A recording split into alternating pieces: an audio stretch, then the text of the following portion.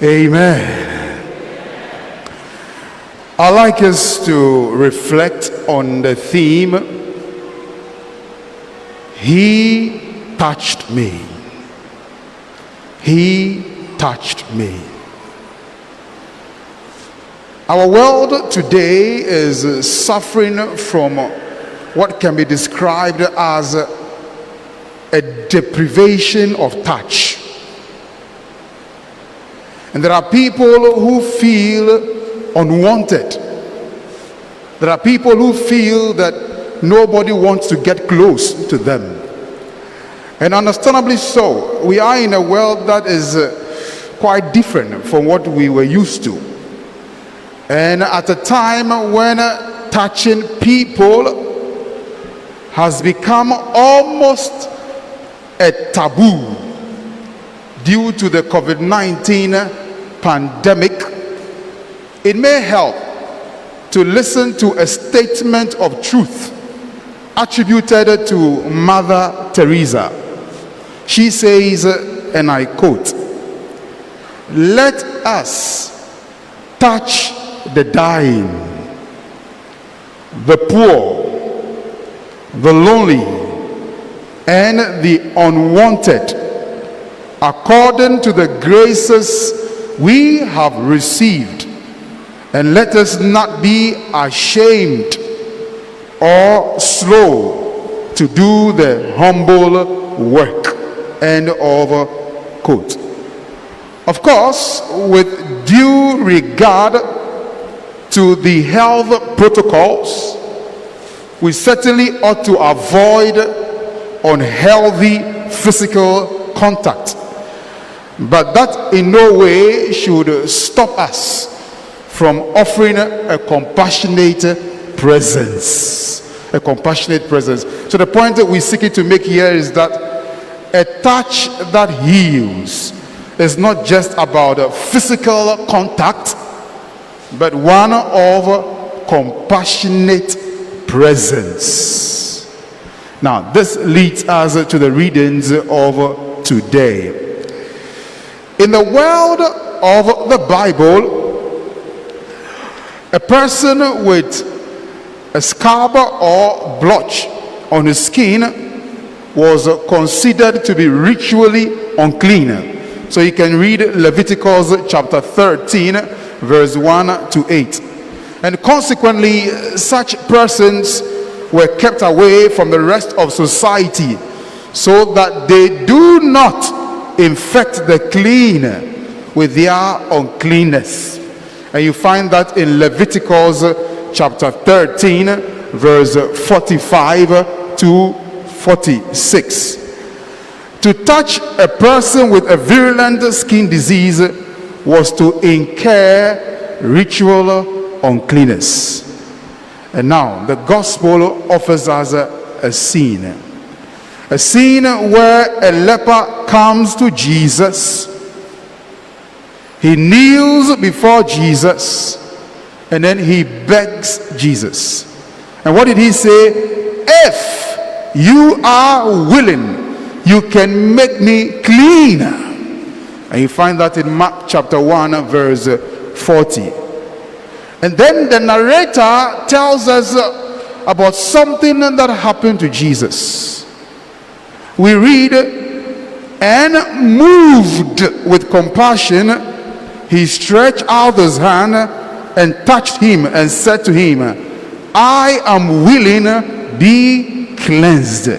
Mark chapter 1, verse 41. And I want us to stay with this one verse.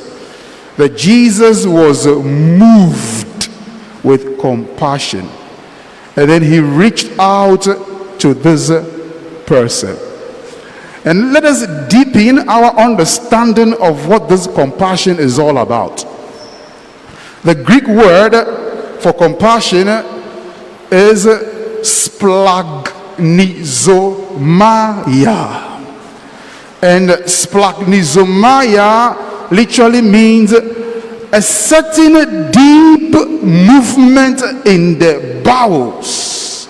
It kicks you. It makes you act spontaneously. Let us give this analogy. A baby trying to climb the bed falls. And when the mother sees the baby on the floor, she does not have to think about what to do. Something moves her to act immediately. That is splagchnizomai. It makes you do what may even appear to be crazy. And sometimes in the name of compassion, we go out of our way and we reach out to people in ways that you least expect. I'm sure you've all had this experience of compassion before.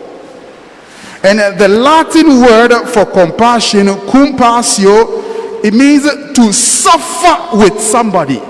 Something hits you and you cannot help, but you want to reach out to the person. And sometimes you do certain things and you sit back and like, what did I just do? Let me share an experience that I had sometime last year. I was at my base, and then I received a phone call from one of our lay faithful. A very simple message. Father, I am very sick.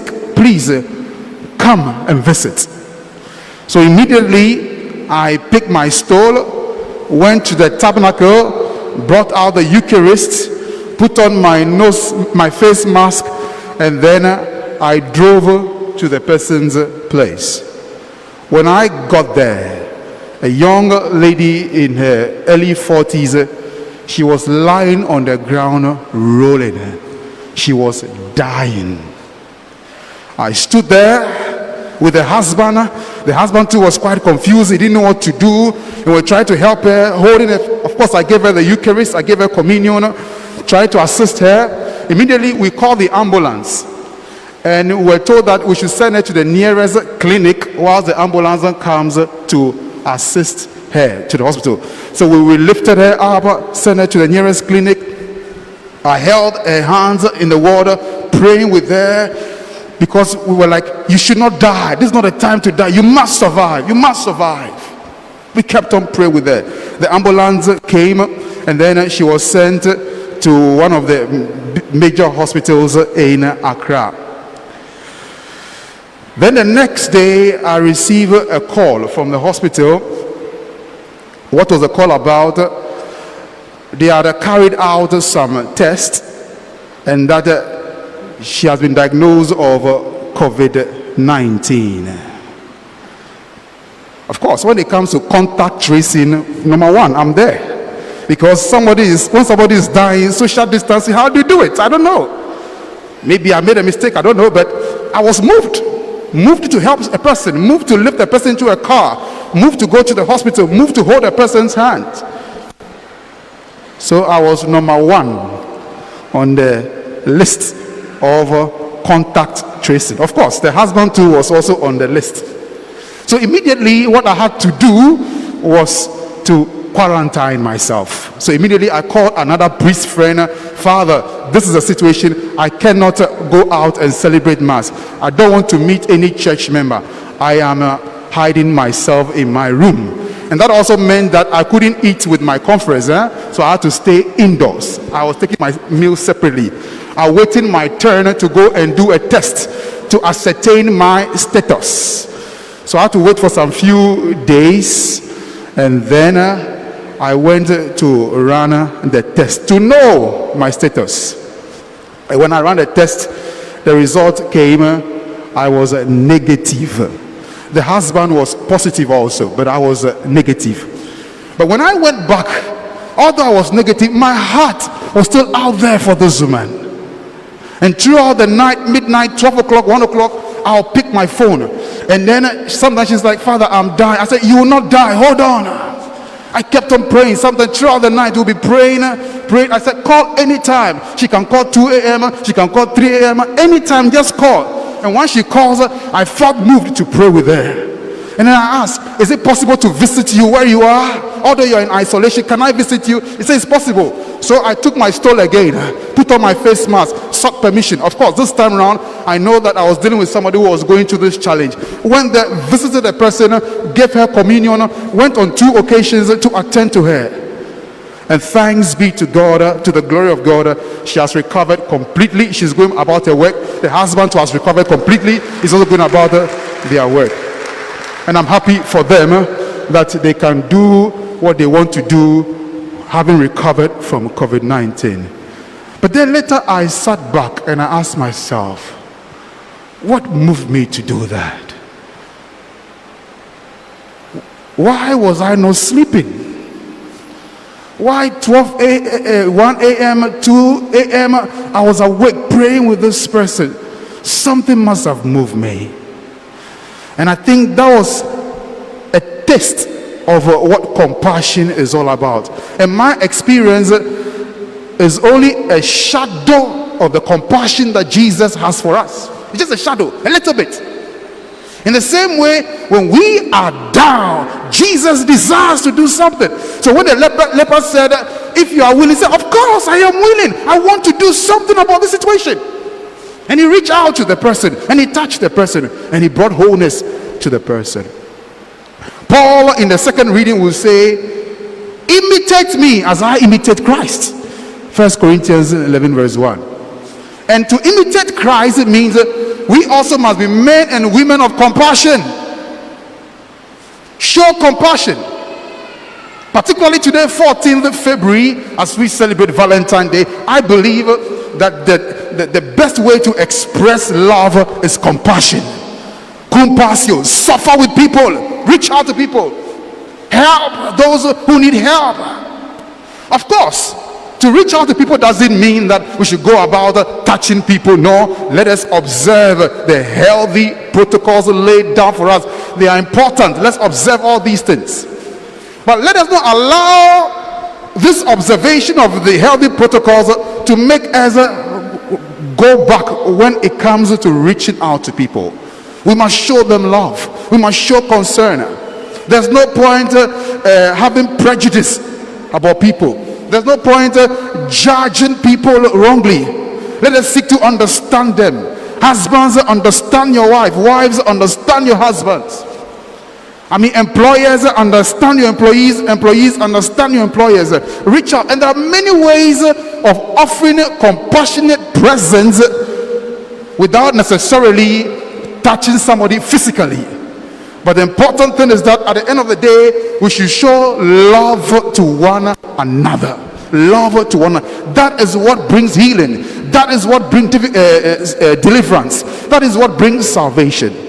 So today, as we celebrate the love of Jesus towards a leper, let each one of us ask himself or herself, is there anybody in my life who stands in need of love? That person may be within your nuclear family or your extended family. That person may be in your neighborhood or in the church. That person may even be a stranger outside. There are people who have been put in the margins of society who stand in need of love. There are people who are dying today not because of any disease, physical disease, but because of a feeling of being unwanted. People are dying inside. Let us show love to them. Let us reach out to them. Sometimes just picking your phone to call somebody and say, oh, I'm calling to check up on you, is an expression of love. Sometimes you may want to do the shopping for an old lady somewhere. You know this old lady is struggling to live. Why not go to the supermarket or the market, buy some stuff, and then say, oh, grandma or grandpa, I have brought you this. That is love. There are many practical ways of showing love. And when we do that, we can say, like Paul, that we are imitating Christ. And in so doing, the gospel will become a practical thing for us. May we be moved by love, and may we go out there to love with all our hearts. Amen.